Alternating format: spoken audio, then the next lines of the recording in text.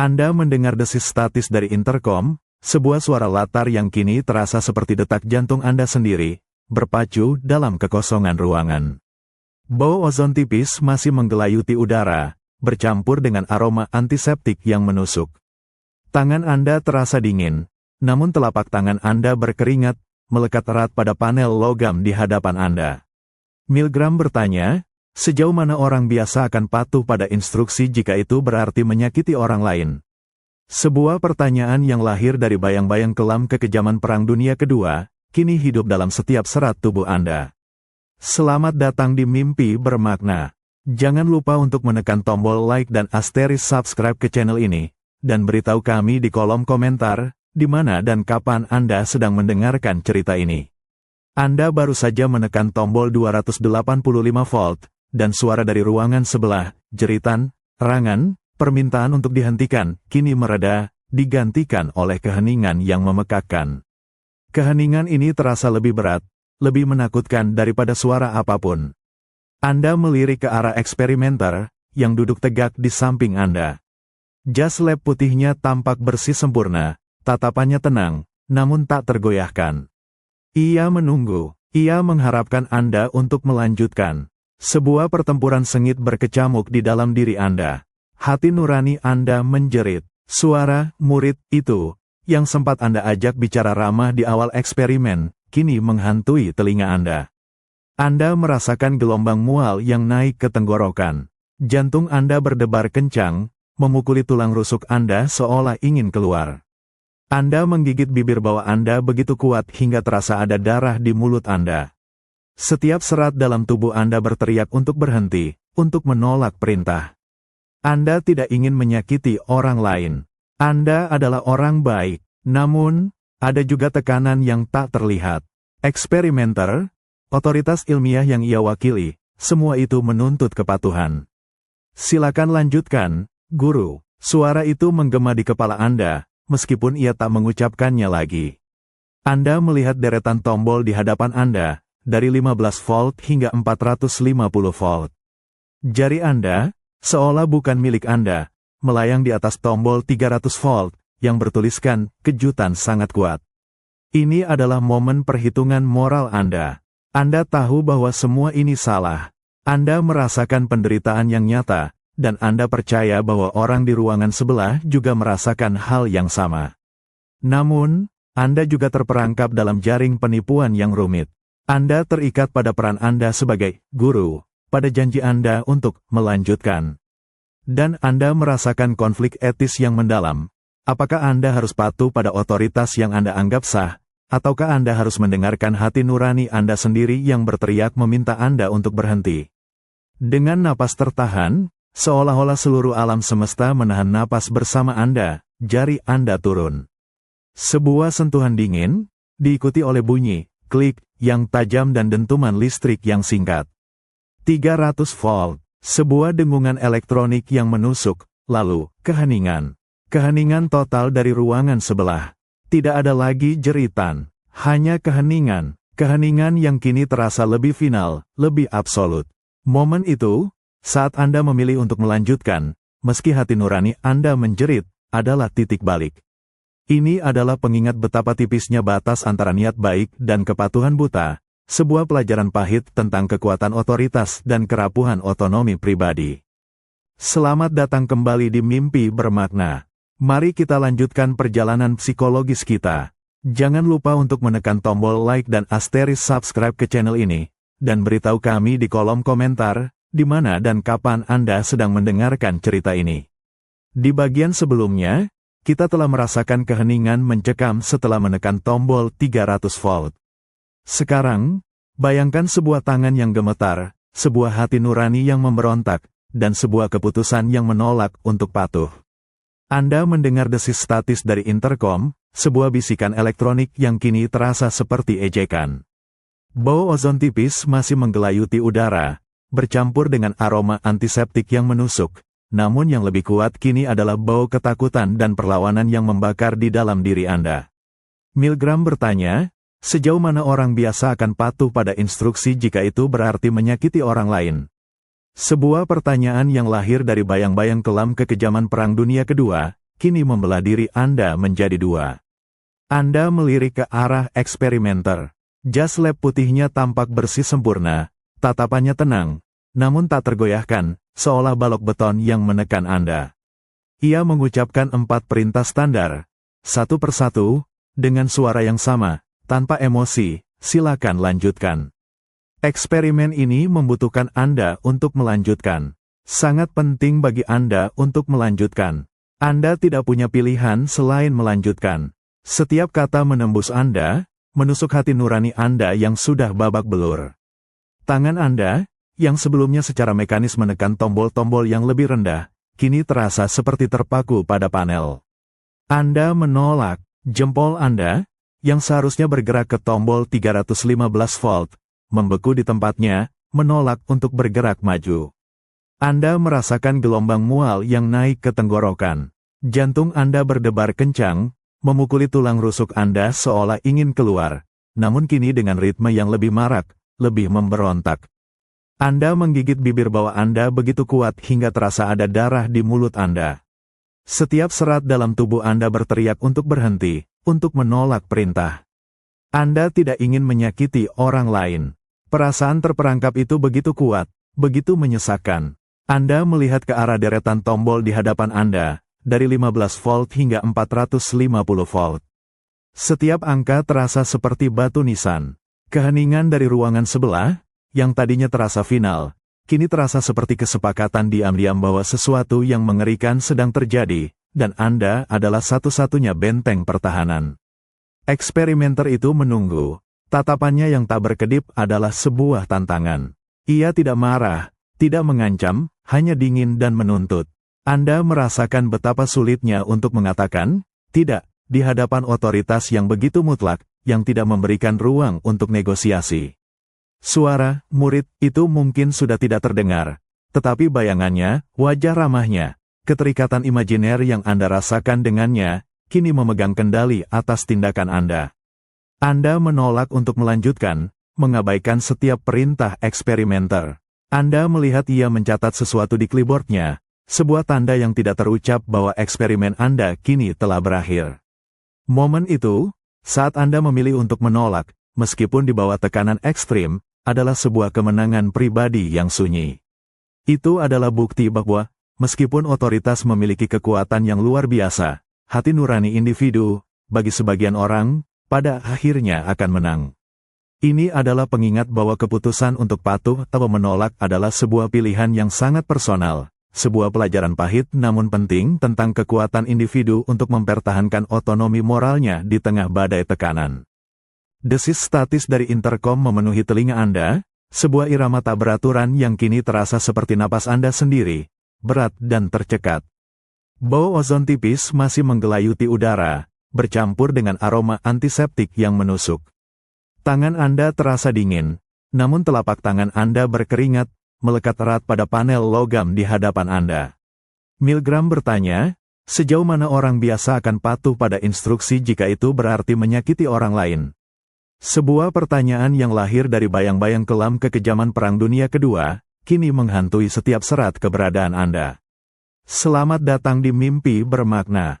Jangan lupa untuk menekan tombol like dan asterisk subscribe ke channel ini, dan beritahu kami di kolom komentar, di mana dan kapan Anda sedang mendengarkan cerita ini. Anda baru saja menekan tombol 285 volt, dan suara dari ruangan sebelah, jeritan kesakitan, rangan tertahan, permintaan untuk dihentikan, kini mereda, digantikan oleh keheningan yang memekakkan.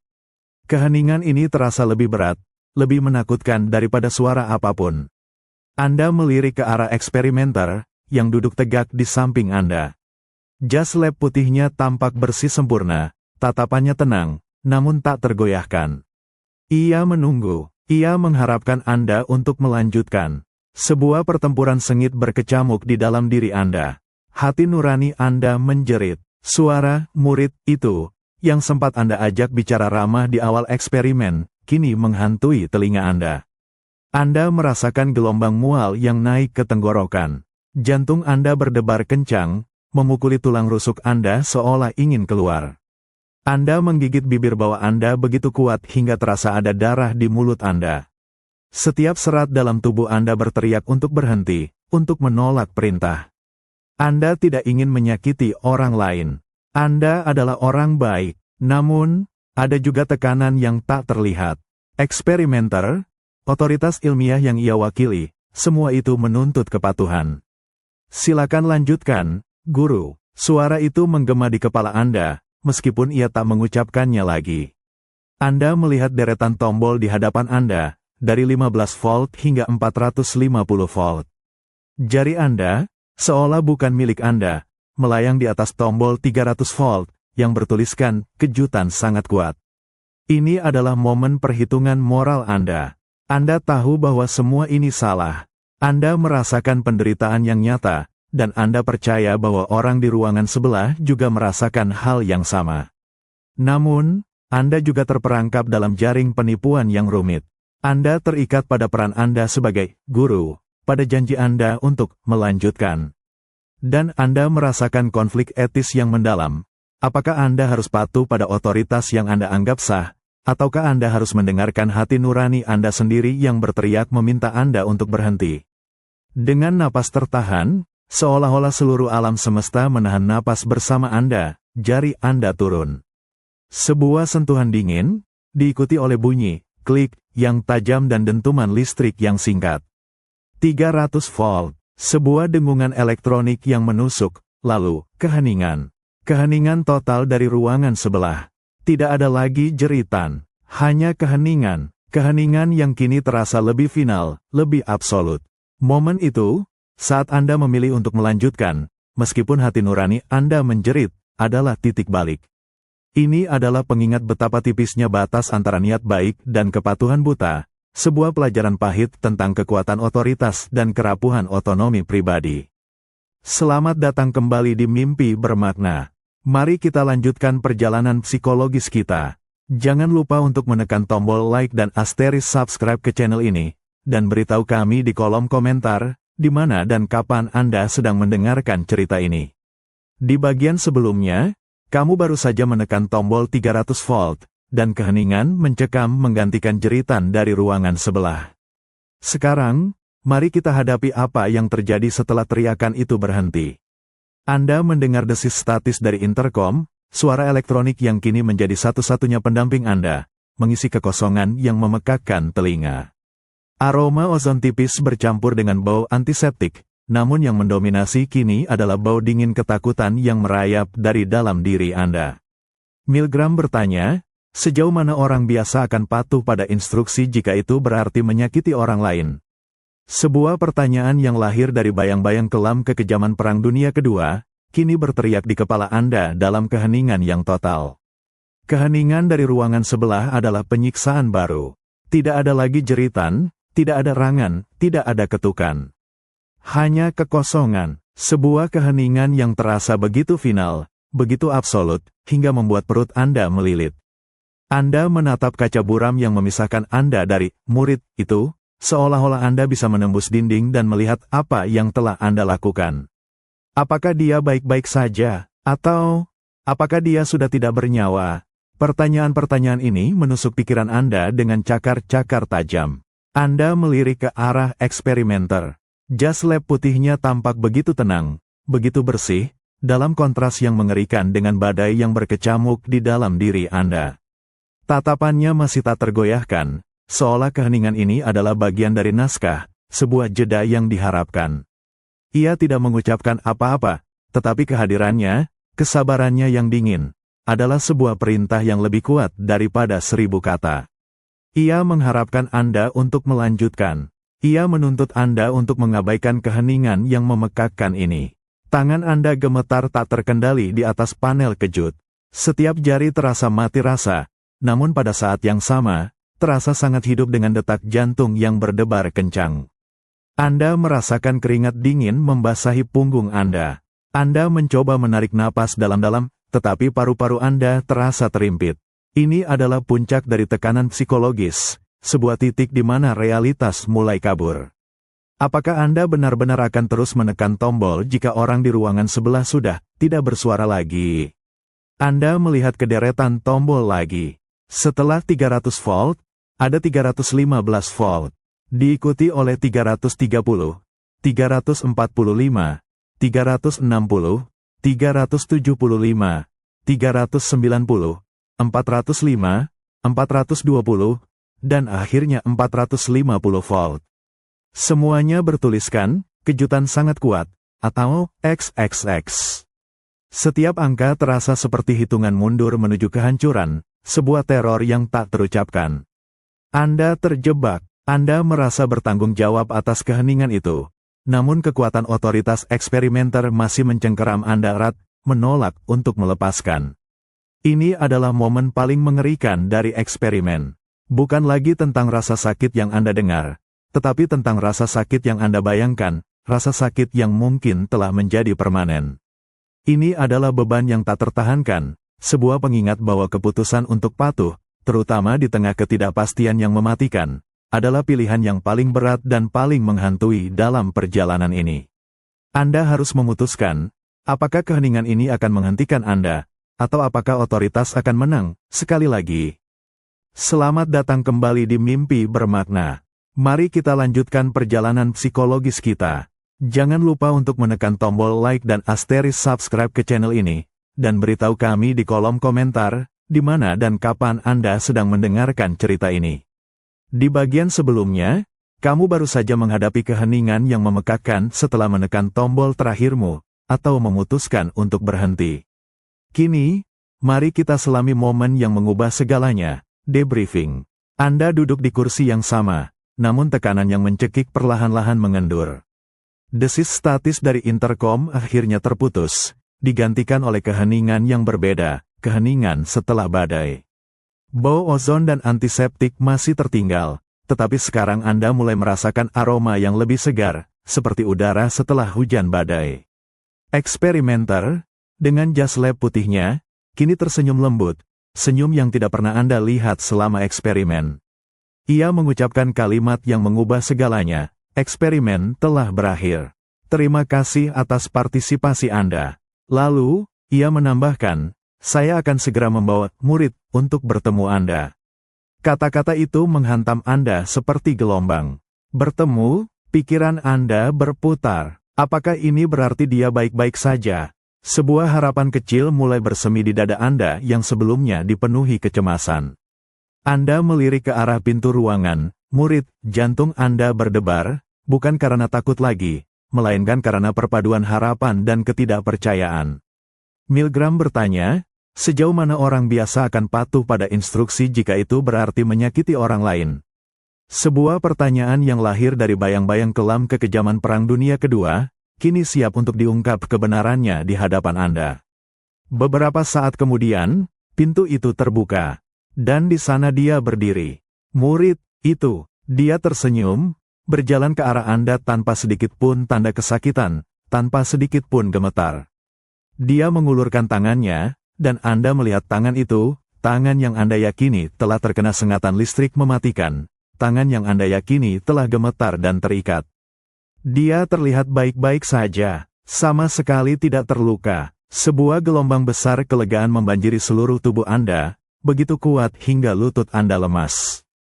Anda merasakan air mata hangat menggenang di mata Anda, bukan karena kesedihan, melainkan karena pembebasan dari beban yang begitu berat. Tidak ada yang terluka, Anda tidak membahayakan siapapun. Beban rasa bersalah, rasa malu, dan teror yang Anda rasakan selama eksperimen itu, kini tiba-tiba terangkat, meninggalkan Anda dengan rasa ringan yang luar biasa. Namun, di balik kelegaan itu, muncul gelombang ketidakpercayaan yang sama kuatnya. Anda menatap murid itu, lalu ke eksperimenter, lalu ke generator kejut. Semua itu adalah tipuan, jeritan, erangan, permintaannya untuk dihentikan, semuanya adalah akting. Anda merasa bodoh, tertipu. Pikiran Anda berlomba-lomba untuk memahami bagaimana semua ini bisa terjadi. Anda telah mengalami penderitaan psikologis yang begitu nyata, hanya untuk mengetahui bahwa itu semua adalah ilusi. Eksperimenter kemudian menjelaskan semuanya, bahwa tujuan sebenarnya adalah mempelajari kepatuhan terhadap otoritas. Bahwa murid itu adalah seorang aktor. Bahwa sengatan listrik itu tidak pernah terjadi. Anda melihat kembali ke dalam diri Anda, ke setiap momen perjuangan batin, setiap kali Anda ingin berhenti, setiap kali Anda ragu, dan menyadari betapa mudahnya Anda dimanipulasi. Ini adalah pengungkapan yang mendalam, sebuah pelajaran yang sangat pribadi tentang kekuatan otoritas dan kerapuhan hati nurani individu, yang akan selamanya mengubah cara Anda melihat diri sendiri dan dunia. Selamat datang kembali di Mimpi Bermakna. Mari kita lanjutkan perjalanan psikologis kita. Jangan lupa untuk menekan tombol like dan asterisk subscribe ke channel ini, dan beritahu kami di kolom komentar, di mana dan kapan Anda sedang mendengarkan cerita ini. Di bagian sebelumnya, kamu baru saja merasakan gelombang kelegaan dan ketidakpercayaan yang membingungkan ketika eksperimenter mengatakan, murid akan menemuimu. Sekarang, mari kita saksikan pertemuan langsung dengan korban itu. Udara di ruangan kini terasa dingin menusuk, namun bukan dari suhu, melainkan dari antisipasi. Detak jantung Anda berdebar tak karuan di telinga Anda, sebuah ritme gila yang berlawanan dengan keheningan di sekeliling. Anda menatap pintu yang memisahkan Anda dari ruangan sebelah. Setiap detik terasa seperti berjam-jam. Eksperimenter berdiri di samping Anda. Ekspresinya kini tidak lagi kaku, melainkan sebuah senyum tipis yang menenangkan. Sebuah senyum yang tak Anda pahami. Milgram bertanya, sejauh mana orang biasa akan patuh pada instruksi jika itu berarti menyakiti orang lain? Sebuah pertanyaan yang lahir dari bayang-bayang kelam kekejaman Perang Dunia Kedua, kini akan memperlihatkan puncaknya dalam sebuah pertemuan yang tak terduga. Tiba-tiba, kenop pintu berputar. Engselnya berderit pelan, pintu terbuka, dan di sana dia berdiri. Murid, itu, pria yang suaranya Anda dengar menjerit, yang Anda yakini telah menderita di tangan Anda sendiri. Dia melangkah masuk, terlihat santai, bahkan tersenyum. Tidak ada tanda-tanda kesakitan, tidak ada gemetar, tidak ada luka bakar. Dia tampak baik-baik saja, sama seperti saat Anda pertama kali bertemu dengannya. Sebuah gelombang kelegaan yang begitu besar membanjiri seluruh tubuh Anda, begitu kuat hingga Anda merasakan otot-otot Anda lemas. Napas panjang yang tanpa sadar Anda tahan akhirnya terlepas. Mata Anda terasa panas, dan Anda mungkin merasakan air mata membasahi pipi Anda. Beban rasa bersalah dan teror yang telah Anda pikul selama ini, beban dari setiap tombol kejut yang Anda tekan, kini terangkat sepenuhnya, meninggalkan Anda dengan rasa ringan yang hampir memusingkan. Ini adalah pembebasan yang luar biasa, sebuah anugerah yang tidak pernah Anda duga akan Anda dapatkan. Murid itu berjalan ke arah Anda, mengulurkan tangannya dengan ramah. Anda merasakan kehangatan telapak tangannya yang lembut, jauh berbeda dengan panel dingin yang baru saja Anda tekan. Senyumnya begitu tulus, seolah tidak pernah ada jeritan atau penderitaan. Dia adalah aktor. Sebuah aktor yang melakukan pertunjukan panggung yang begitu meyakinkan sehingga mampu mengguncang jiwa Anda hingga ke intinya. Di balik kelegaan itu, muncul gelombang ketidakpercayaan dan bahkan sedikit rasa malu yang tajam. Semua itu adalah tipuan, setiap rangan, setiap ketukan di dinding, setiap permintaan untuk dihentikan, semuanya adalah bagian dari naskah. Anda merasa bodoh, terpukul, menyadari betapa mudahnya Anda dimanipulasi. Anda melihat generator kejut yang tampak begitu nyata, dan kini terasa seperti properti panggung yang mengerikan. Anda melihat kembali eksperimenter, yang sekarang tampak seperti dalang di balik tirai, mengendalikan setiap kawat dan setiap emosi Anda. Ini adalah momen pengungkapan yang mendalam, sebuah realitas yang menamparkan tentang sejauh mana Anda dapat diperdaya. Anda telah dipaksa menghadapi potensi kekejaman Anda sendiri, hanya untuk menemukan bahwa korban Anda adalah seorang aktor dalam pertunjukan yang direkayasa dengan cermat. Pengalaman ini adalah pelajaran pribadi yang tak terlupakan tentang kekuatan otoritas, kerapuhan hati nurani, dan betapa liciknya ilusi dapat mengaburkan garis antara kebenaran dan kebohongan, meninggalkan Anda dengan kebenaran pahit yang tak dapat Anda lupakan. Selamat datang kembali di Mimpi Bermakna. Mari kita lanjutkan perjalanan psikologis kita. Jangan lupa untuk menekan tombol like dan asterisk subscribe ke channel ini, dan beritahu kami di kolom komentar, di mana dan kapan Anda sedang mendengarkan cerita ini. Di bagian sebelumnya, Anda baru saja merasakan gelombang kelegaan yang luar biasa dan kebingungan yang mendalam saat kebenaran eksperimen terungkap dalam debriefing. Sekarang, Mari kita tinggalkan pengalaman pribadi itu, dan rasakan guncangan kolektif yang menghantam dunia ilmiah ketika angka-angka hasil penelitian itu akhirnya berbicara. Anda kini berada di sebuah aula konferensi yang remang-remang di awal tahun 1960-an, bukan sebagai partisipan, melainkan sebagai seorang saksi, seorang pengamat yang terpaku. Udara terasa dingin, penuh dengan antisipasi dan sedikit rasa cemas yang tak terucapkan. Aroma kertas yang baru dicetak dan kopi yang kuat bercampur, namun yang paling mendominasi adalah sensasi kolektif dari ketidakpastian yang tebal. Milgram bertanya, sejauh mana orang biasa akan patuh pada instruksi jika itu berarti menyakiti orang lain? Sebuah pertanyaan yang lahir dari bayang-bayang kelam kekejaman Perang Dunia Kedua, kini akan dijawab oleh statistik yang mengerikan. Anda melihat Stanley Milgram berdiri di podium, tampak tenang namun dengan intensitas yang membara di matanya.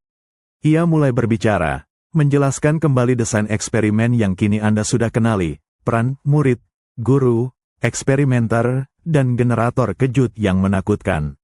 Ia mengingatkan Anda tentang konteks sosial dan sejarah yang membuat pertanyaan ini begitu penting. Anda ingat ketegangan yang Anda rasakan, perjuangan hati nurani Anda melawan perintah eksperimenter. Anda tahu betapa beratnya tekanan psikologis itu. Kemudian, ia mulai mengungkapkan angkanya. Anda melihat grafik dan persentase muncul di layar proyektor buram di belakangnya. Sebelumnya, ia telah mensurvei para psikiater, mahasiswa, dan orang-orang biasa tentang prediksi mereka. Kebanyakan memprediksi bahwa hanya sebagian kecil, mungkin beberapa sadis, yang akan melanjutkan hingga kejutan paling mematikan. Maksimal 1 dari 1.000 orang. Namun, data yang ia presentasikan melenyapkan semua prediksi itu. Anda melihat angka-angka itu terpampang dengan jelas. Anda merasakan napas Anda tertahan. Dalam varian standar eksperimen, Anda melihat bahwa 65% partisipan, 2 dari setiap 3 orang, telah menekan tombol 450 volt. 450 volt. Tingkat yang diberi label XXX diyakini sebagai kejutan mematikan. Anda melihat tatapan tidak percaya di wajah para hadirin, bisikan-bisikan gugup yang menyebar di seluruh ruangan. Sebuah keheningan yang mengganggu menggantung, lalu pecah oleh bisikan tak percaya. Anda merasakan guncangan yang melanda seluruh komunitas ilmiah. Bagaimana mungkin orang-orang biasa, yang digambarkan sebagai individu yang normal dan sehat secara psikologis, bisa didorong sejauh itu? Ini bukan hanya data statistik, ini adalah tamparan keras di wajah keyakinan kolektif tentang sifat manusia, tentang kebaikan inheren individu. Angka-angka ini berbicara lebih keras daripada jeritan paling keras sekalipun. Ini adalah pukulan yang menghancurkan bagi pemahaman sebelumnya tentang otoritas, konformitas, dan tanggung jawab individu. Anda menyadari betapa data ini tidak hanya mengguncang dunia akademik, tetapi juga memicu perdebatan etika yang intens, memaksa dunia ilmiah untuk melihat ke dalam cermin, dan akhirnya, memicu reformasi besar-besaran dalam etika penelitian global. Angka-angka itu, meskipun dingin dan impersonal, adalah inti dari kebenaran yang tidak menyenangkan yang diungkapkan Milgram. Sebuah warisan yang akan selamanya menghantui pertanyaan kita tentang kepatuhan. Selamat datang kembali di Mimpi Bermakna. Mari kita lanjutkan perjalanan psikologis kita. Jangan lupa untuk menekan tombol like dan asterisk subscribe ke channel ini, dan beritahu kami di kolom komentar, di mana dan kapan Anda sedang mendengarkan cerita ini. Di bagian sebelumnya, Anda baru saja merasakan guncangan yang menghantam dunia ilmiah ketika angka-angka hasil penelitian Milgram terungkap. Sekarang, mari kita selami implikasi filosofis dari data yang mengerikan itu, sebuah teori yang terasa seperti kebenaran pahit, terbukti di ruang bawah tanah Yale. Udara di aula konferensi itu terasa membeku, bukan karena suhu, melainkan oleh kebekuan yang merayapi jiwa. Angka-angka itu, 65%, masih melayang di benak Anda, sebuah bayangan statistik yang menakutkan. Di tengah keheningan yang dipenuhi ketidakpercayaan, Anda merasakan sesuatu yang lebih dalam dan lebih mengganggu daripada sekadar kejutan. Ini adalah realisasi bahwa apa yang disaksikan di laboratorium sederhana itu, di ruang bawah tanah Yale yang biasa saja, telah membuktikan sebuah teori filosofis yang dingin, banality of evil, kejahatan yang remeh-temeh. Milgram bertanya, sejauh mana orang biasa akan patuh pada instruksi jika itu berarti menyakiti orang lain? Sebuah pertanyaan yang lahir dari bayang-bayang kelam kekejaman Perang Dunia Kedua, dari genosida yang dilakukan bukan hanya oleh psikopat, melainkan oleh birokrat dan individu normal yang hanya mengikuti perintah. Hannah Arendt, filsuf Yahudi Jerman, pernah menulis tentang bagaimana kejahatan luar biasa di Holocaust dilakukan oleh orang-orang biasa yang kehilangan kemampuan untuk berpikir kritis dan memilih secara moral. Dan kini, Anda melihat bagaimana eksperimen Milgram memberikan bukti empiris yang mengerikan untuk gagasan tersebut. Anda melihat para partisipan, yang Anda kenal sebagai guru, pria-pria parubaya dari berbagai latar belakang, yang datang ke laboratorium untuk penelitian memori. Mereka bukanlah monster, mereka bukanlah sadis, mereka adalah orang-orang biasa, sama seperti Anda, sama seperti tetangga Anda. Namun, Anda melihat bagaimana mereka, di bawah tekanan figur otoritas berjas lab, secara bertahap menyerahkan hati nurani mereka, menekan tombol-tombol kejutan yang mereka yakini menyebabkan penderitaan ekstrim, bahkan kematian. Anda merasakan kontras yang brutal. Di satu sisi, ada generator kejut yang tampak begitu biasa, panel kontrol yang sederhana, dan ruangan yang tidak istimewa. Di sisi lain, ada tindakan yang dianggap mematikan, konflik moral yang mendalam, dan hasil yang mengerikan. Ini bukan tentang kejahatan yang dilakukan dengan nafsu atau kebencian yang membara. Ini adalah kejahatan yang dilakukan melalui kepatuhan rutin, melalui penyerahan tanggung jawab pribadi kepada sebuah sistem. Ini adalah kejahatan yang tersembunyi dalam kesederhanaan tindakan, dalam setiap klik tombol yang dingin. Anda menyadari bahwa eksperimen Milgram tidak hanya mengungkap potensi kepatuhan, tetapi juga kebenaran yang lebih gelap, bahwa kejahatan paling besar seringkali bukanlah produk dari iblis yang mengerikan, melainkan dari manusia biasa yang gagal untuk berpikir, untuk merasa, dan untuk melawan ketika dihadapkan pada otoritas. Kekejaman bisa menjadi banal, remeh, sebuah fungsi dalam sebuah sistem. Ini adalah pelajaran yang menusuk, yang menantang pandangan kita tentang baik dan buruk. Pada akhirnya, Anda akan memahami bahwa kejahatan yang remeh-temeh ini adalah warisan Milgram yang paling menghantui. Ini mengungkapkan bahwa potensi kekejaman tidak hanya ada pada yang jahat, tetapi pada setiap orang. Ini adalah pelajaran pahit namun berharga tentang pentingnya otonomi moral, pemikiran kritis, dan keberanian untuk mempertanyakan, bahkan ketika seluruh sistem mendorong kita untuk patuh. Milgram menunjukkan kepada kita bahwa kejahatan seringkali tidak memerlukan niat jahat yang besar, melainkan hanya membutuhkan kepatuhan yang tenang dari orang-orang biasa. Anda merasakan dinginnya kertas koran pagi di ujung jari Anda, bau tinta yang menyengat, dan desis samar radio dari dapur tetangga. Sebuah keheningan aneh menggantung di udara, lebih berat dari biasanya, seolah seluruh negeri menahan napas. Anda membaca judul-judul utama yang mencolok, melihat foto-foto Stanley Milgram yang tampak serius, dan merasakan gelombang kejut yang sama sekali berbeda dari yang terjadi di laboratorium. Ini adalah kejutan yang menembus batas-batas akademis, menyebar ke setiap rumah tangga Amerika.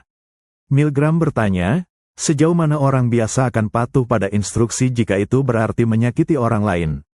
Sebuah pertanyaan yang lahir dari bayang-bayang kelam kekejaman Perang Dunia Kedua, kini meledak di tengah kesadaran publik.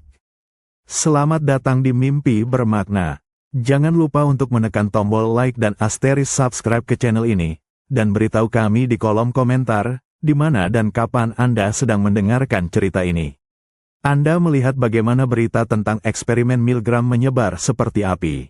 Dari koran-koran besar hingga obrolan di kedai kopi, orang-orang mulai bergumam, lalu berteriak. Anda mendengar desas-desus, perdebatan sengit tentang etika, moralitas, dan sifat manusia. Ada gelombang keterkejutan yang luar biasa. 65%, mayoritas orang biasa bersedia menekan tombol kejutan mematikan hanya karena diperintah oleh seorang eksperimenter berjas lab.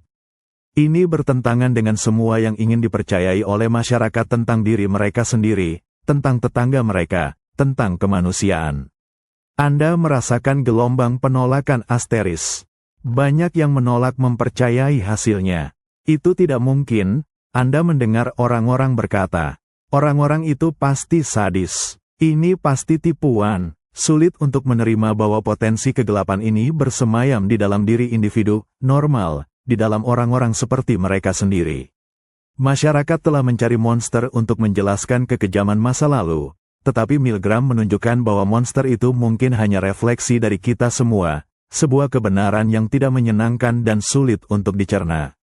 Kemudian datanglah kemarahan moral Asteris. Kemarahan tidak hanya ditujukan kepada para partisipan yang patuh, tetapi juga, dan mungkin yang lebih kuat, kepada Milgram sendiri. Bagaimana bisa seorang ilmuwan, atas nama ilmu pengetahuan, membuat orang lain mengalami penderitaan psikologis yang begitu besar? Bagaimana bisa ia menipu partisipan dengan cara yang begitu brutal, memaksa mereka menghadapi potensi kekejaman mereka sendiri? Anda merasakan gelombang kritik dari para etikus, dari komunitas ilmiah yang lebih luas, dan dari publik yang merasa ngeri. Perdebatan berkecamuk tentang batas-batas eksperimen manusia, tentang privasi, tentang persetujuan informasi, tentang tanggung jawab peneliti. Anda melihat bagaimana studi ini memaksa masyarakat untuk menghadapi bayangan gelapnya sendiri, sebuah cermin yang tidak nyaman. Ia menantang keyakinan mendalam tentang kebebasan berkehendak dan kebaikan intrinsik manusia. Ia mengajukan pertanyaan yang mengganggu. Jika orang biasa mampu melakukan ini dalam kondisi laboratorium yang direkayasa, apa yang akan mereka lakukan dalam konteks kehidupan nyata yang jauh lebih kompleks dan bertekanan? Pada akhirnya, Anda akan memahami bahwa reaksi nasional ini, keterkejutan, penolakan, dan kemarahan moral, adalah bagian tak terpisahkan dari warisan Milgram. Ini mengungkapkan bahwa ilmu pengetahuan memiliki kekuatan untuk mengguncang fondasi keyakinan kita tentang diri sendiri, memicu refleksi kolektif yang mendalam dan, pada akhirnya, mendorong perubahan fundamental dalam cara kita mendekati etika penelitian dan pemahaman kita tentang sifat manusia. Ini adalah momen yang mendefinisikan, yang selamanya mengubah hubungan antara sains dan hati nurani. Selamat datang kembali di Mimpi Bermakna. Mari kita lanjutkan perjalanan psikologis kita. Jangan lupa untuk menekan tombol like dan asterisk subscribe ke channel ini, dan beritahu kami di kolom komentar, di mana dan kapan Anda sedang mendengarkan cerita ini. Di bagian sebelumnya, Anda telah merasakan bagaimana hasil Milgram memicu keterkejutan, penolakan, dan kemarahan moral dari masyarakat luas. Kini, mari kita selami lebih dalam, dan rasakan badai tuduhan kekejaman yang menghantam etika eksperimen itu sendiri. Anda kini berdiri di sebuah arena publik yang panas, bukan di laboratorium yang dingin. Udara terasa bergetar dengan kemarahan dan ketidakpercayaan. Aroma ketegangan yang pekat, seperti bau logam yang memanas, memenuhi setiap sudut. Anda melihat wajah-wajah serius, mendengar bisikan-bisikan yang kini berubah menjadi teriakan tuduhan. Milgram bertanya, sejauh mana orang biasa akan patuh pada instruksi jika itu berarti menyakiti orang lain? Sebuah pertanyaan yang lahir dari bayang-bayang kelam kekejaman Perang Dunia Kedua, kini dipersoalkan dengan cara yang jauh lebih pribadi dan pedas. Anda menyaksikan bagaimana panah kritik tajam mengarah langsung ke Stanley Milgram. Para psikiater, etikus, dan bahkan jurnalis, mereka semua menunjuk jari, melayangkan tuduhan kekejaman Asteris. Anda mendengar argumen-argumen yang kuat, bahwa Milgram telah secara sengaja menipu partisipan, memaksa mereka mengalami tingkat stres dan kecemasan yang ekstrim. Bahwa ia telah membuat mereka percaya bahwa mereka menyakiti orang lain, meninggalkan mereka dengan beban moral yang mendalam, bahkan setelah kebenaran diungkapkan. Bayangkan diri Anda membaca artikel-artikel opini yang pedas. Anda merasakan kemarahan yang meluap dari halaman-halaman itu, sebuah keyakinan bahwa Milgram telah melewati batas. Bukan lagi tentang apa yang ia temukan, melainkan bagaimana ia menemukannya. Orang-orang bertanya, apakah tujuan ilmiah yang mulia membenarkan sarana yang kejam? Apakah etis untuk menciptakan pengalaman yang begitu traumatis, bahkan jika itu untuk mengungkap kebenaran yang penting tentang sifat manusia? Anda melihat bagaimana eksperimen itu sendiri kini berada di bawah api. Setiap elemen desainnya, yang sebelumnya tampak begitu rapi dan efisien dalam mengungkap kebenaran, kini dipertanyakan dengan keras. Peran, murid, yang berteriak kesakitan, eksperimenter yang dingin dan tak kenal kompromi, generator kejut yang tampak begitu nyata, semuanya dianalisis sebagai alat penipuan yang menyiksa. Ini adalah konflik etika yang mendasar, sebuah pertarungan antara nilai-nilai ilmiah dan martabat manusia. Tekanan psikologis yang dialami partisipan, yang telah Anda rasakan secara langsung, kini menjadi fokus utama perdebatan. Orang-orang berpendapat bahwa penderitaan emosional yang dialami partisipan, rasa malu, rasa bersalah, dan kebingungan yang mendalam, adalah harga yang terlalu mahal untuk dibayar demi pengetahuan ilmiah. Tidak peduli seberapa penting temuan Milgram tentang kepatuhan, banyak yang percaya bahwa tidak ada alasan untuk memperlakukan manusia sedemikian rupa. Anda menyadari bahwa Milgram telah membuka kotak Pandora, bukan hanya tentang kepatuhan, tetapi juga tentang batas-batas moral yang harus dijaga dalam penelitian ilmiah. Tuduhan-tuduhan ini, meskipun berat, pada akhirnya adalah katalisator. Ia memaksa seluruh komunitas ilmiah untuk melihat ke dalam cermin, untuk mengakui bahwa pengejaran kebenaran harus selalu diseimbangkan dengan perlindungan dan kesejahteraan mereka yang menjadi subjek penelitian. Pada akhirnya, Anda akan memahami bahwa tuduhan kekejaman ini adalah warisan Milgram yang paling kontroversial namun juga paling transformatif. Ini mengungkapkan bahwa ilmu pengetahuan, dalam pencariannya akan kebenaran, dapat melukai, dan bahwa kritik etika yang keras, meskipun menyakitkan, sangat diperlukan untuk menjaga kemanusiaan di garis depan semua upaya ilmiah. Selamat datang kembali di Mimpi Bermakna. Mari kita lanjutkan perjalanan psikologis kita. Jangan lupa untuk menekan tombol like dan asterisk subscribe ke channel ini, dan beritahu kami di kolom komentar, di mana dan kapan Anda sedang mendengarkan cerita ini. Di bagian sebelumnya, kamu telah menyaksikan kebenaran eksperimen terungkap, dan kini, mari kita selami bagaimana kebenaran itu mulai dicerna, sebuah beban yang menghantam jiwa. Anda kini duduk di rumah Anda sendiri, mungkin di keheningan kamar setelah anak-anak tertidur, atau di bawah cahaya lampu yang redup saat malam merangkak naik. Bau masakan yang baru saja Anda santap masih samar-samar tercium, namun yang mendominasi indera Anda adalah sensasi dingin yang merayap di punggung, sebuah beban tak kasat mata yang menduduki dada Anda. Milgram bertanya, sejauh mana orang biasa akan patuh pada instruksi jika itu berarti menyakiti orang lain? Sebuah pertanyaan yang lahir dari bayang-bayang kelam kekejaman Perang Dunia Kedua, kini menghantui Anda, bukan sebagai hipotesis, tetapi sebagai kebenaran mengerikan yang Anda temukan di dalam diri Anda sendiri. Anda memejamkan mata, dan kilasan adegan itu muncul kembali. Generator kejut yang tampak begitu nyata, deretan tombol yang menakutkan, dan suara klik yang melengking setiap kali Anda menekan. Anda mendengar lagi jeritan yang direkam, terangan yang Anda yakini begitu nyata. Anda merasakan lagi konflik batin yang merobek-robek Anda, hati nurani Anda yang menjerit untuk berhenti, melawan perintah tenang dari eksperimenter. Anda mengingat keringat dingin yang membasahi dahi, getaran di tangan Anda, dan keputusasaan yang Anda rasakan saat jari Anda berulang kali turun ke tombol-tombol yang lebih tinggi. Meskipun Anda sekarang tahu bahwa murid itu adalah seorang aktor dan tidak ada yang terluka, kebenaran itu tidak menghapus apa yang Anda rasakan di sana. Ketakutan itu nyata, konflik moral itu nyata, rasa sakit psikologis yang Anda alami itu nyata. Dan kini, dengan kelegaan awal yang memudar, muncul rasa mual yang pahit. Anda menyadari bahwa Anda, seorang individu biasa yang selalu menganggap diri baik dan bermoral, telah bersedia melakukan apa yang Anda yakini sebagai kekejaman, hanya karena diperintah. Anda menggigit bibir, memikirkan angka-angka yang mungkin telah Milgram kumpulkan. 65% partisipan bersedia menekan tombol 450 volt. Dan Anda adalah salah satunya. Realisasi ini seperti pukulan telak. Anda bukan monster, Anda tahu itu. Namun, Anda juga bukan orang yang kebal. Anda adalah bukti hidup betapa tipisnya batas antara warga negara yang patuh dan potensi pelaku kekejaman, terutama ketika dihadapkan pada otoritas yang tak tergoyahkan. Beban ini terasa sangat berat. Anda mencoba memahami bagaimana hal itu bisa terjadi, bagaimana Anda bisa melepaskan tanggung jawab moral Anda sendiri dan menyerahkannya kepada orang lain. Anda melihat bagaimana eksperimen Milgram, dengan penemuannya yang tak terduga, telah mengubah pemahaman ilmiah tentang otoritas, konformitas, dan tanggung jawab individu. Anda menyadari bahwa pengalaman Anda, betapapun menyakitkan, telah berkontribusi pada reformasi etika penelitian global, seperti pembentukan Institutional Review Board, IRB, dan protokol persetujuan informasi yang lebih ketat, yang dirancang untuk melindungi orang lain dari dilema moral seperti yang Anda alami.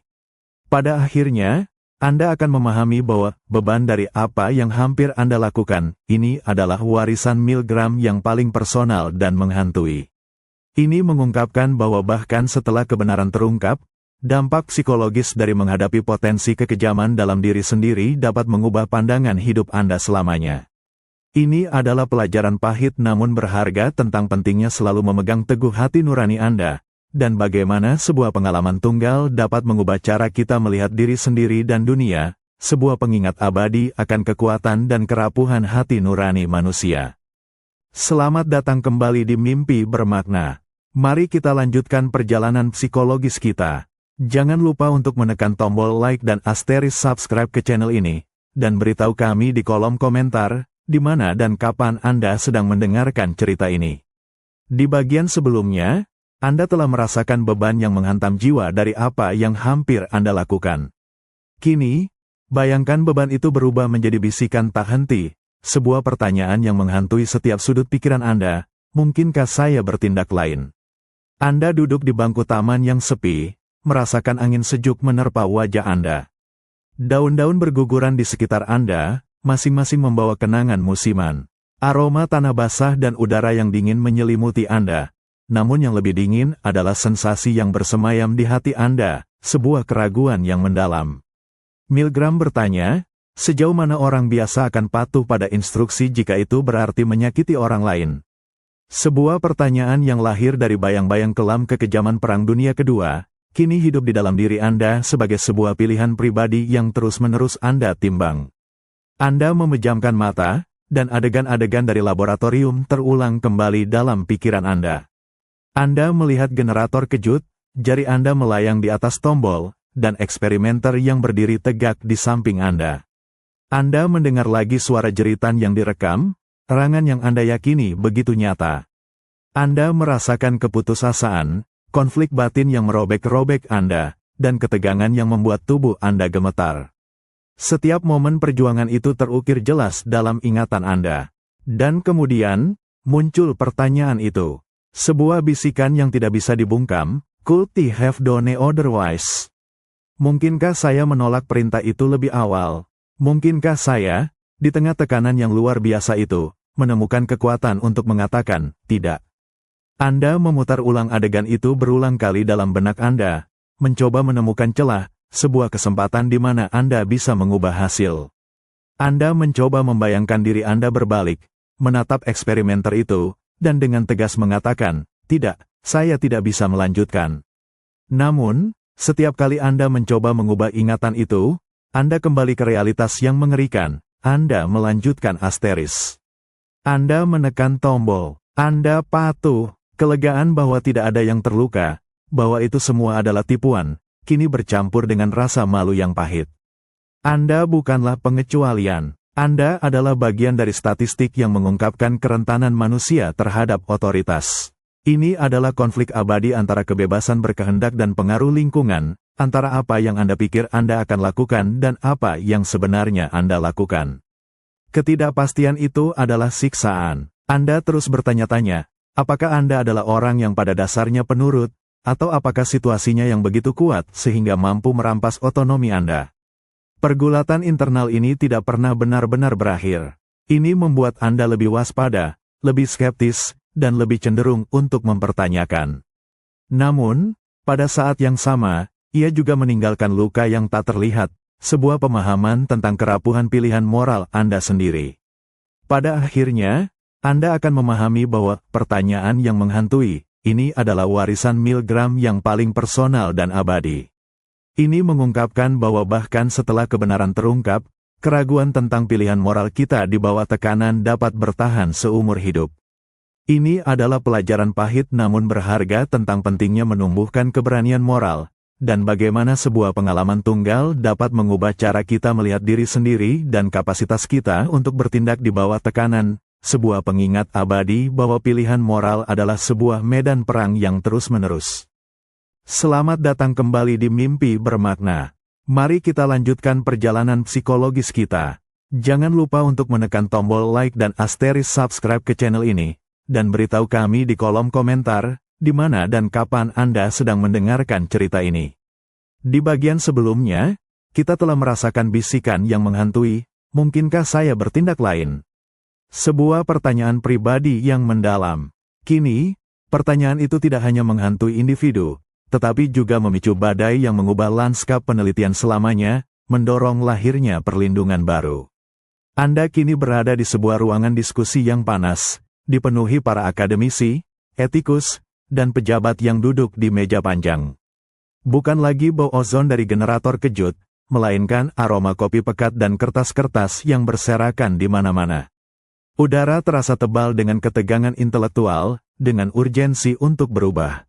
Milgram bertanya, sejauh mana orang biasa akan patuh pada instruksi jika itu berarti menyakiti orang lain?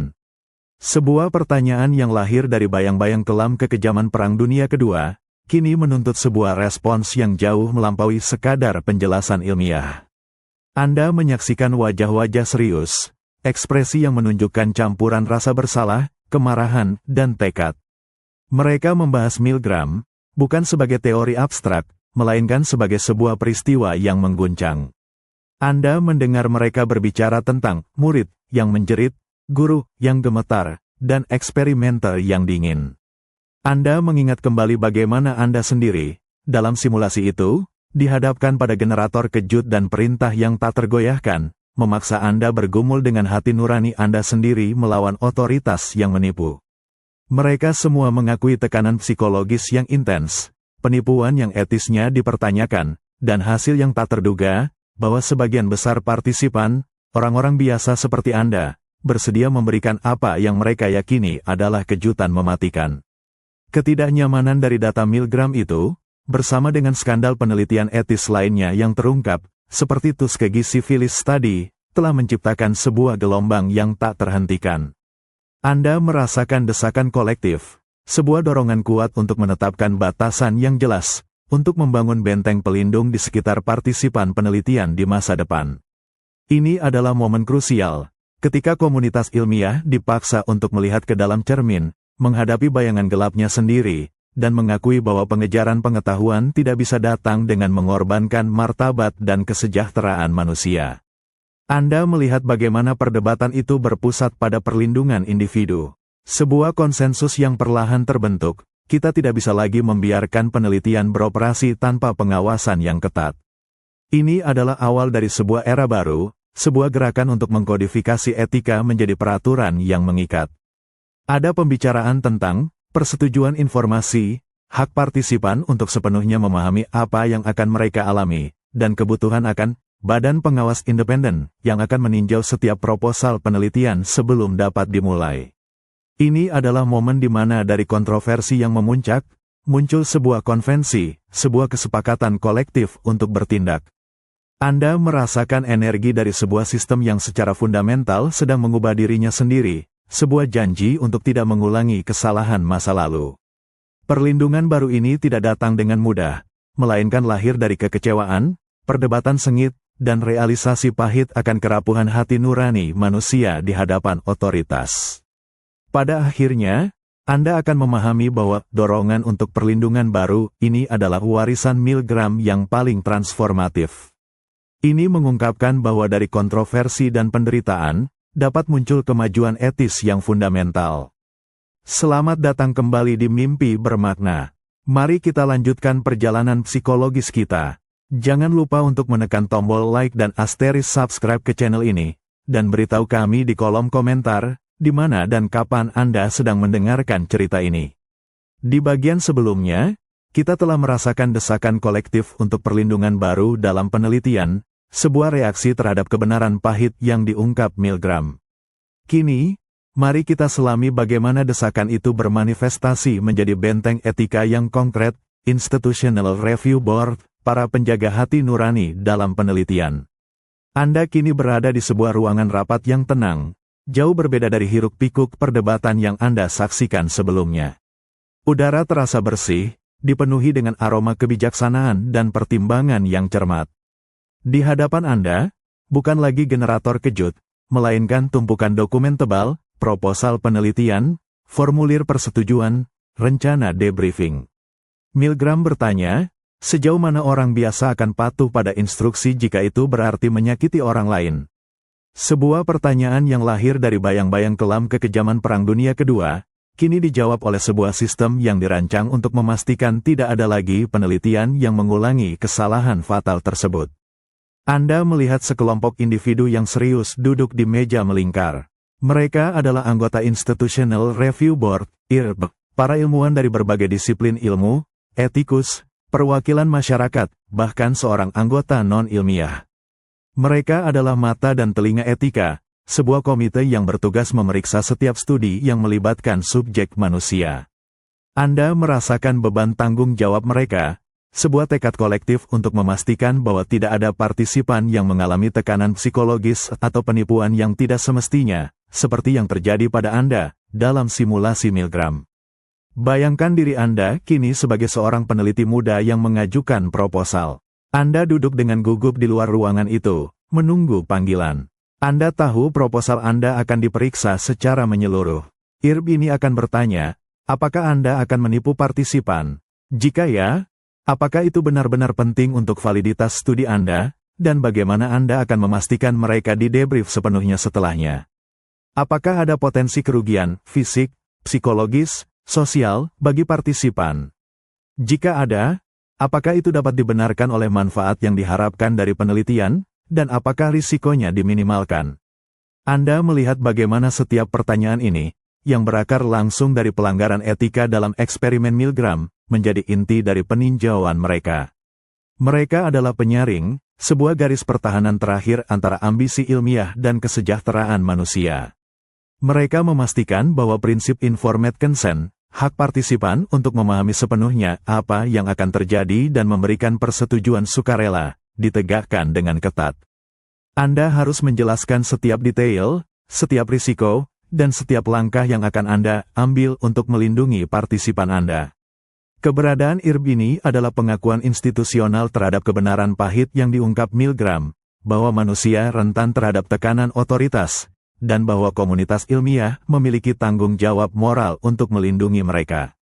Mereka adalah guardians of conscience, penjaga hati nurani, memastikan bahwa pengejaran pengetahuan tidak akan pernah lagi mengorbankan martabat atau kesejahteraan individu. Pada akhirnya, Anda akan memahami bahwa Institutional Review Board adalah warisan Milgram yang paling monumental dan bersifat institusional. Ini mengungkapkan bahwa dari kontroversi dan penderitaan, dapat muncul kemajuan etis yang fundamental. Selamat datang kembali di Mimpi Bermakna. Mari kita lanjutkan perjalanan psikologis kita. Jangan lupa untuk menekan tombol like dan asterisk subscribe ke channel ini, dan beritahu kami di kolom komentar, di mana dan kapan Anda sedang mendengarkan cerita ini. Di bagian sebelumnya, kita telah melihat lahirnya benteng etika bernama Institutional Review Board ***. Kini, mari kita selami bagaimana dari kontroversi Milgram, muncul sebuah hak asasi baru bagi setiap partisipan penelitian, hak untuk mengetahui. Anda kini memegang selembar dokumen tebal di tangan Anda. Bukan lagi perintah lisan yang ambigu, melainkan tulisan jelas, jernih, yang Anda baca dengan seksama. Aroma kertas baru dan tinta segar terasa menenangkan, sebuah kontras tajam dengan bau ozon yang menyesakkan di laboratorium Milgram. Milgram bertanya, sejauh mana orang biasa akan patuh pada instruksi jika itu berarti menyakiti orang lain? Sebuah pertanyaan yang lahir dari bayang-bayang kelam kekejaman Perang Dunia Kedua, kini memiliki jawaban yang melibatkan perlindungan aktif terhadap harkat dan martabat manusia. Anda merasakan sebuah kekuatan baru. Di masa lalu, Anda mungkin hanya akan duduk, disuruh menjadi guru, dalam studi memori, lalu tanpa sadar didorong ke ambang kekejaman. Tetapi sekarang, Anda memiliki hak untuk mengetahui asteris. Dokumen di tangan Anda ini adalah formulir persetujuan informasi, sebuah janji transparansi yang lahir dari guncangan eksperimen Milgram. Ia ada di sana karena ada orang-orang seperti Anda yang pernah mengalami tekanan psikologis yang intens, penipuan, dan dilema moral yang mengerikan. Anda membaca dengan cermat. Di sana tertulis tujuan sebenarnya dari penelitian, apa yang ingin dipelajari. Prosedur yang akan Anda lalui dijelaskan langkah demi langkah, tanpa ada yang disembunyikan. Anda melihat daftar potensi risiko, sekecil apapun ketidaknyamanan, dan juga potensi manfaat. Tidak ada lagi murid yang menjerit di balik dinding tak terlihat, tidak ada lagi eksperimenter berjas putih yang diam-diam memanipulasi Anda. Anda adalah subjek, tetapi juga adalah agen yang memiliki kendali penuh. Anda membaca klausul yang menyatakan bahwa partisipasi Anda sepenuhnya sukarela. Anda bisa menarik diri kapan saja, tanpa konsekuensi. Sebuah pintu keluar yang nyata, bukan ilusi seperti yang dulu. Kata-kata di halaman itu terasa membebaskan, sebuah antitesis dari perasaan terjebak yang dialami para partisipan Milgram ketika mereka berjuang melawan hati nurani mereka versus perintah otoritas. Angka-angka mengejutkan, persentase tinggi partisipan yang menekan kejutan mematikan, telah memaksa dunia ilmiah untuk mengakui bahwa kepercayaan harus dibangun, bukan diambil paksa. Ini adalah respons langsung terhadap hasil yang tidak terduga dan konflik etika yang mendalam yang diungkap oleh eksperimen tersebut. Pada akhirnya, Anda akan memahami bahwa hak untuk mengetahui ini adalah warisan Milgram yang paling memberdayakan. Ini mengungkapkan bahwa dari kontroversi dan penderitaan, dapat muncul kemajuan etis yang fundamental. Ini adalah pelajaran pahit namun berharga tentang bagaimana kita belajar dari kesalahan masa lalu, dan bagaimana transparansi dan persetujuan yang bermakna adalah fondasi yang tak tergoyahkan untuk penelitian yang menghormati martabat dan otonomi manusia, mengubah Anda dari objek studi menjadi mitra yang berpengetahuan. Selamat datang kembali di Mimpi Bermakna. Mari kita lanjutkan perjalanan psikologis kita. Jangan lupa untuk menekan tombol like dan asterisk subscribe ke channel ini, dan beritahu kami di kolom komentar, di mana dan kapan Anda sedang mendengarkan cerita ini. Di bagian sebelumnya, kita telah menyaksikan lahirnya hak untuk mengetahui bagi setiap partisipan penelitian. Kini, setelah hak itu diakui, muncul pertanyaan yang lebih besar, bagaimana sains bisa terus mencari kebenaran yang sulit, sambil tetap menjaga integritas moralnya. Anda kini duduk di meja kerja Anda, mencium bau buku-buku lama yang tersusun rapi di rak, dan merasakan sentuhan dingin pena di tangan Anda. Bukan lagi suasana laboratorium yang tegang, melainkan keheningan reflektif, namun pertanyaan Milgram masih bergema di benak Anda. Sejauh mana orang biasa akan patuh pada instruksi jika itu berarti menyakiti orang lain? Sebuah pertanyaan yang lahir dari bayang-bayang kelam kekejaman Perang Dunia Kedua, kini menghadirkan dilema etika yang kompleks bagi dunia ilmiah. Anda memikirkan kembali bagaimana eksperimen Milgram dirancang. Peran, murid yang menjerit, guru yang disuruh menekan tombol, dan eksperimenter yang dingin. Anda merasakan kembali tekanan psikologis yang intens, penipuan yang etisnya dipertanyakan, dan konflik batin yang merobek-robek. Semua itu menghasilkan temuan yang tak terduga, persentase tinggi partisipan yang bersedia memberikan apa yang mereka yakini adalah kejutan mematikan. Kebenaran yang brutal ini, ironisnya, hanya dapat terungkap melalui metode yang kini dianggap tidak etis. Ini adalah inti dari dilema, bagaimana kita bisa menyeimbangkan pengejaran pengetahuan yang mendalam dengan kewajiban moral untuk melindungi individu. Anda merasakan ketegangan yang konstan di antara dua imperatif ini. Di satu sisi, ada desakan untuk memahami sifat manusia, untuk menggali kebenaran yang mendalam, bahkan jika itu tidak menyenangkan. Dunia butuh jawaban atas pertanyaan-pertanyaan sulit tentang kepatuhan, konformitas, dan kekejaman. Di sisi lain, ada tuntutan integritas. Anda tidak bisa lagi menciptakan tekanan psikologis ekstrim atau menipu partisipan tanpa persetujuan penuh mereka. Anda telah melihat bagaimana hal itu melahirkan Institutional Review Board, IRB, dan protokol persetujuan informasi yang lebih ketat. Sekarang, setiap proposal penelitian harus melewati hadangan ketat, di mana kesejahteraan partisipan menjadi prioritas utama. Anda merasakan tekanan ini sebagai seorang ilmuwan. Anda ingin melakukan penelitian yang relevan, yang dapat mengungkapkan wawasan baru tentang perilaku manusia. Namun, Anda juga terikat oleh rantai etika yang kuat. Bisakah Anda benar-benar memahami fenomena seperti kepatuhan ekstrim tanpa mereplikasi kondisi yang mirip dengan Milgram? Ini adalah tantangan untuk menjadi kreatif, untuk menemukan metode baru yang secara etis dapat diterima, namun tetap mampu menghasilkan kebenaran yang mendalam. Pada akhirnya, Anda akan memahami bahwa menyeimbangkan penyelidikan dan integritas adalah imperatif moral abadi bagi sains yang terus-menerus dibentuk oleh warisan Milgram. Ini mengungkapkan bahwa dari kontroversi dan penderitaan dapat muncul kemajuan etis yang fundamental. Ini adalah pelajaran pahit namun berharga tentang bagaimana dunia ilmiah terus bergulat dengan tanggung jawabnya, memastikan bahwa pengejaran pengetahuan dilakukan dengan hormat, transparan, dan dengan hati nurani yang terjaga, tanpa mengulangi beban psikologis yang pernah Anda alami. Selamat datang kembali di Mimpi Bermakna. Mari kita lanjutkan perjalanan psikologis kita. Jangan lupa untuk menekan tombol like dan asterisk subscribe ke channel ini, dan beritahu kami di kolom komentar, di mana dan kapan Anda sedang mendengarkan cerita ini. Di bagian sebelumnya, kita telah melihat bagaimana sains bergulat untuk menyeimbangkan penyelidikan dan integritas moralnya. Kini, mari kita tinggalkan laboratorium dan ruang rapat akademis, dan rasakan bagaimana gema eksperimen Milgram masih bergema di setiap sudut kehidupan modern Anda, sebuah peringatan abadi. Anda merasakan getaran samar dari ponsel di saku Anda, sebuah notifikasi yang menarik perhatian Anda. Bau kopi yang baru diseduh mengisi ruangan, bercampur dengan aroma kertas dan kehidupan sehari-hari. Namun, di balik semua keakraban ini, Anda membawa sebuah lensa baru, sebuah pemahaman yang mengubah cara Anda melihat dunia di sekitar Anda. Milgram bertanya, sejauh mana orang biasa akan patuh pada instruksi jika itu berarti menyakiti orang lain?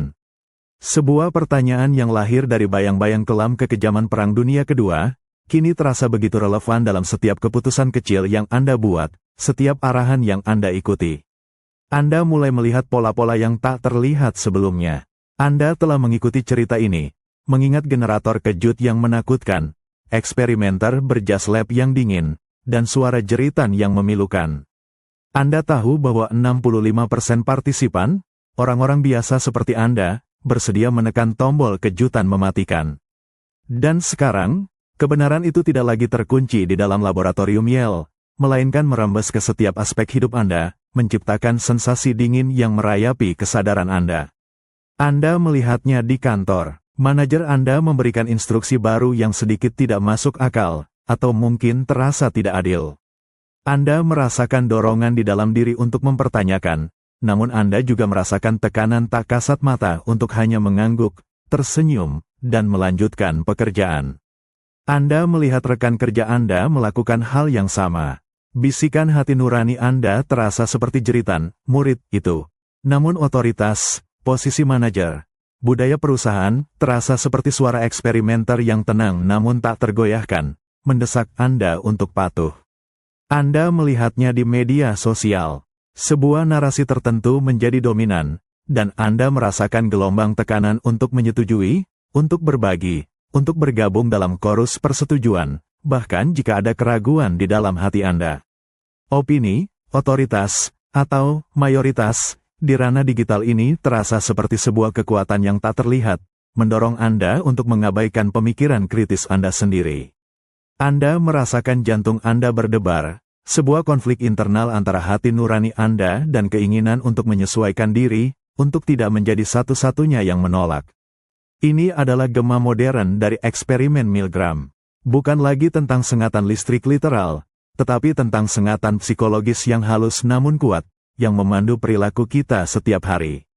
Anda menyadari betapa mudahnya Anda dapat melepaskan tanggung jawab moral pribadi, betapa mudahnya Anda dapat menjadi agen dalam sebuah sistem yang lebih besar, hanya dengan mengikuti perintah atau menyesuaikan diri dengan norma. Ini adalah peringatan abadi, potensi kepatuhan buta ada di mana-mana, di sekitar kita, bahkan di dalam diri kita sendiri. Pada akhirnya, Anda akan memahami bahwa gema modern ini adalah warisan Milgram yang paling meresap. Ini mengungkapkan bahwa eksperimen itu bukanlah hanya sebuah catatan sejarah, melainkan sebuah cermin yang terus-menerus kita pegang, sebuah pelajaran pahit namun berharga tentang pentingnya kewaspadaan moral dan keberanian untuk mempertanyakan, dalam setiap interaksi dan setiap keputusan, untuk tidak menjadi sekadar agen dalam sebuah drama yang telah dituliskan. Kebebasan Anda untuk memilih adalah tanggung jawab terberat dan terpenting yang Anda miliki. Selamat datang kembali di Mimpi Bermakna. Mari kita lanjutkan perjalanan psikologis kita. Jangan lupa untuk menekan tombol like dan asterisk subscribe ke channel ini, dan beritahu kami di kolom komentar, di mana dan kapan Anda sedang mendengarkan cerita ini. Di bagian sebelumnya, kita telah merasakan gema Milgram di setiap sudut kehidupan modern, sebuah peringatan abadi. Kini, mari kita selami lebih dalam, dan rasakan panggilan yang tak terhindarkan untuk mempertanyakan, untuk menumbuhkan pemikiran kritis di dunia yang seringkali menuntut kepatuhan. Anda kini duduk di meja dapur Anda yang terang, merasakan hangatnya cangkir teh di tangan.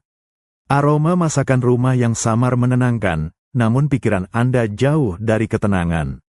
Di luar, suara hiruk-pikuk kehidupan kota berdesir, klakson mobil, pengumuman publik, bisikan-bisikan percakapan.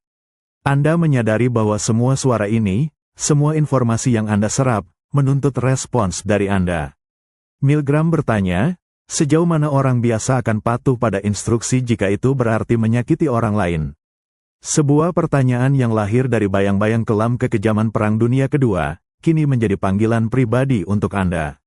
Anda telah mengikuti perjalanan ini, dari awal yang tampak tidak berbahaya, melalui tekanan yang meningkat di laboratorium, hingga keputusan yang menghancurkan untuk menekan tombol 450 volt. Anda telah melihat bagaimana 65% partisipan, orang-orang biasa seperti Anda, bersedia memberikan kejutan mematikan. Sekarang, di tengah kehidupan Anda yang normal, Anda tidak lagi bisa mengabaikan kebenaran itu. Anda merasakan bahwa potensi kepatuhan buta itu tidak hanya ada di dalam sebuah eksperimen, tetapi juga mengintai di setiap interaksi, di setiap perintah yang Anda terima. Ini adalah saatnya Anda merasakan panggilan untuk mempertanyakan asteris. Bukan lagi sebagai pengamat pasif, melainkan sebagai individu yang harus bertindak. Anda melihat berita di ponsel Anda, membaca komentar-komentar yang penuh keyakinan di media sosial, dan mendengar teman atau kolega Anda mengulang narasi yang populer. Di dalam diri Anda, ada suara yang berbisik, apakah ini benar? Dari mana informasi ini berasal? Siapa yang diuntungkan? Anda merasakan tekanan psikologis yang meningkat. Namun kali ini, tekanan itu datang dari dalam, dari hati nurani Anda yang menolak untuk dibungkam. Ini adalah pertarungan untuk menumbuhkan pemikiran kritis di dunia yang seringkali lebih memilih keselarasan dan kepatuhan. Anda melihat orang-orang di sekitar Anda yang tampaknya dengan mudah menerima instruksi, atau menelan informasi tanpa pertanyaan. Anda ingat betapa mudahnya Anda sendiri, dalam simulasi itu, menuruti otoritas berjas lab. Maka, kini, setiap kali Anda dihadapkan pada perintah, pada sebuah kebenaran, yang disajikan tanpa bukti, Anda merasakan dorongan kuat untuk berhenti sejenak. Anda menunda respons otomatis, menghela napas panjang, dan secara sadar mengaktifkan keraguan yang sehat. Anda mulai mencari bukti, mempertimbangkan perspektif yang berbeda, dan bertanya kepada diri sendiri, apa yang akan terjadi jika saya tidak patuh? Apa konsekuensi moral dari tindakan saya, atau kelambanan saya? Anda menyadari bahwa ini adalah perjuangan yang terus-menerus, seperti otot yang harus dilatih setiap hari agar tidak melemah. Pada akhirnya, Anda akan memahami bahwa panggilan untuk mempertanyakan ini adalah warisan Milgram yang paling memberdayakan dan pribadi.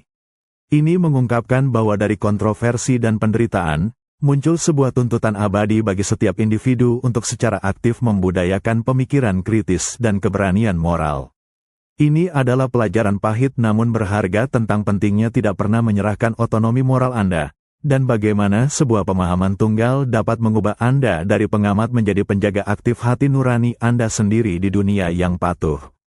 Anda melihat refleksi Anda di cermin yang dingin, sebuah bayangan yang familiar namun kini terasa asing. Garis-garis wajah Anda, tatapan mata Anda, semua terlihat sama, namun ada lapisan baru di sana, lapisan pengetahuan yang memberatkan. Udara di ruangan terasa pengap, dan Anda merasakan sentuhan dingin pada permukaan cermin, sebuah kontras dengan panas yang Anda rasakan di dalam diri Anda.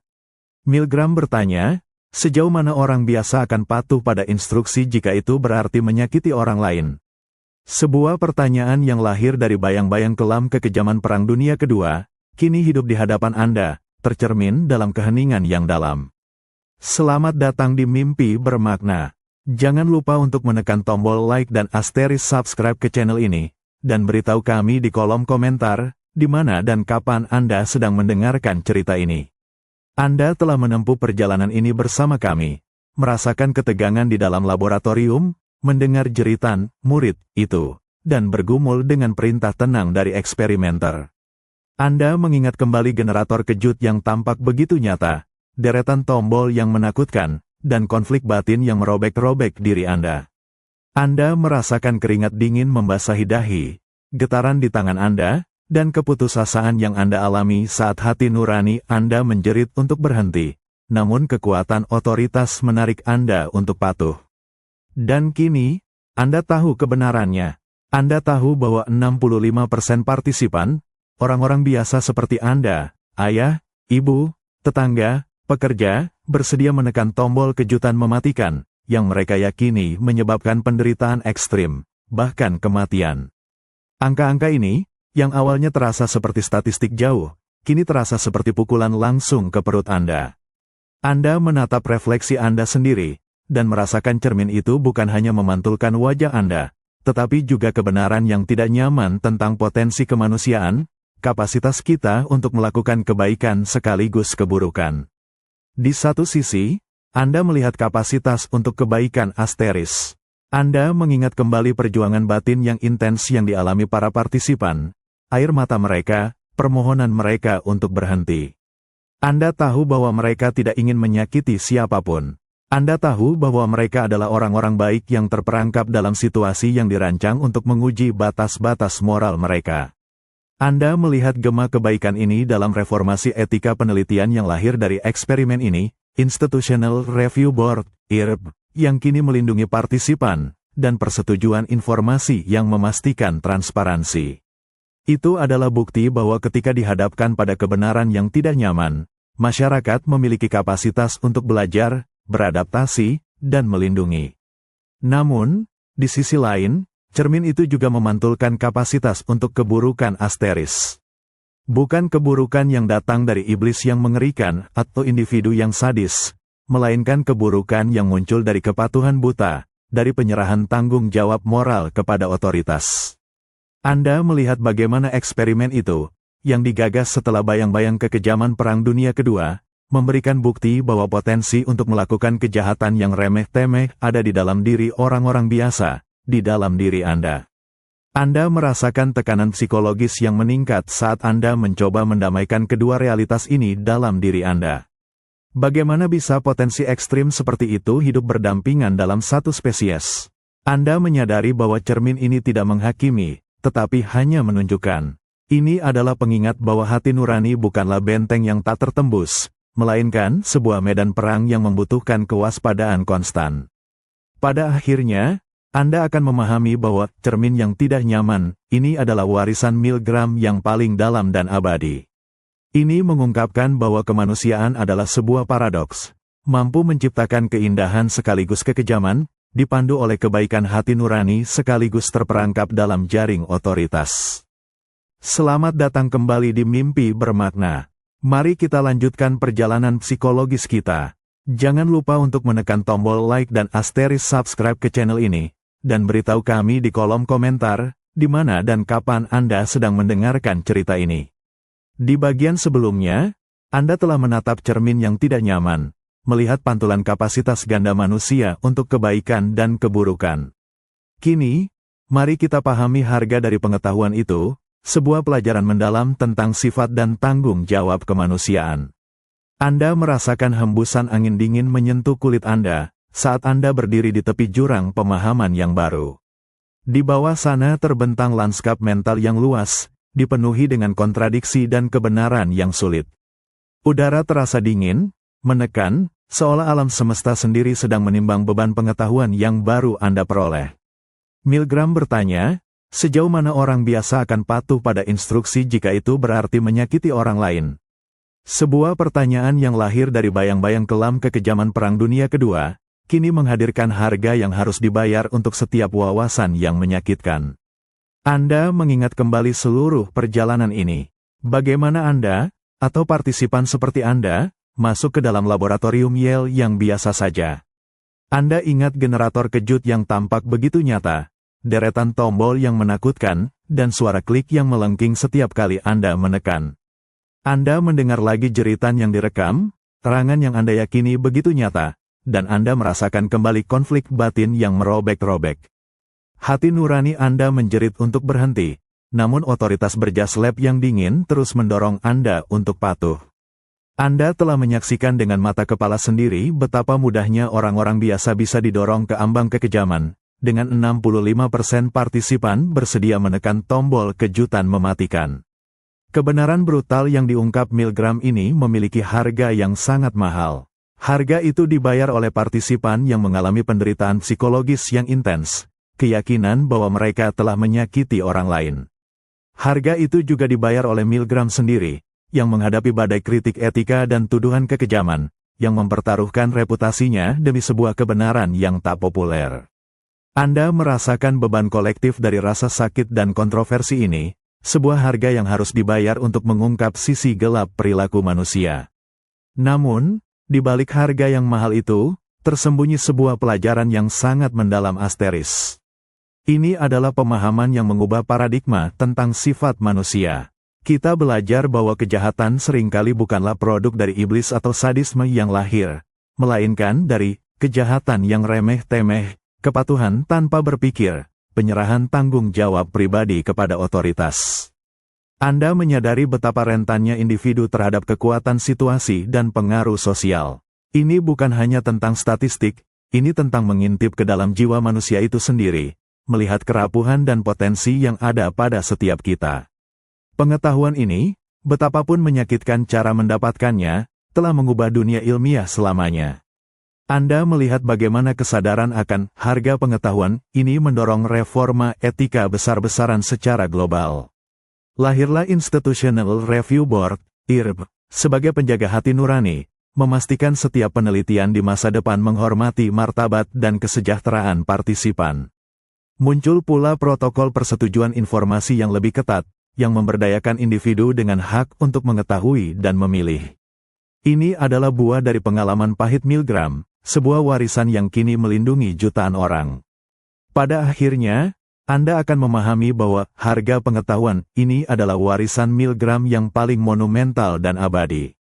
Ini mengungkapkan bahwa kemajuan sejati, meskipun seringkali menyakitkan, dapat mengarah pada pemahaman yang lebih dalam tentang diri kita sendiri dan tanggung jawab moral kita.